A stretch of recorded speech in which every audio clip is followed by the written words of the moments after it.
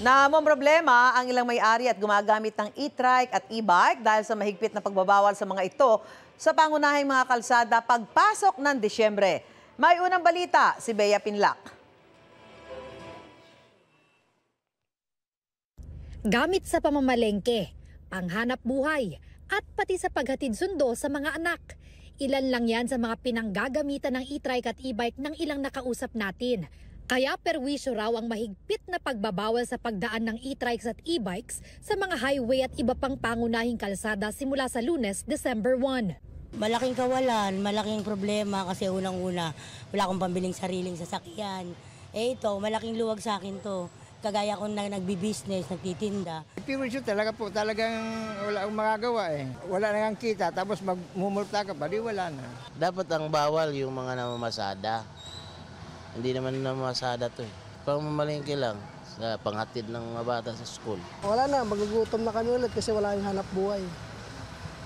Kaya, sige lang, mas mura kasi to. Kaya panghanap buhay talaga namin.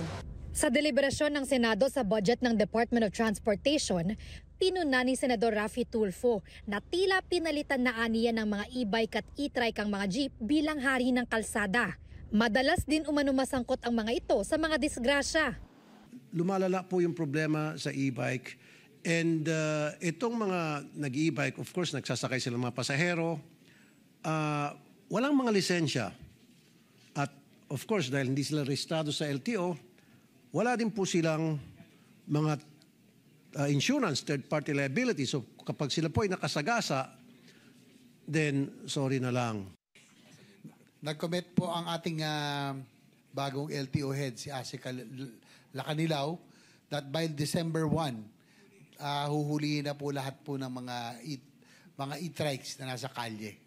Kapag nagsimula na ang hulihan, automatic i-impound ng LTO at DOTR ang mga mahuhuling e-bike at e-trike.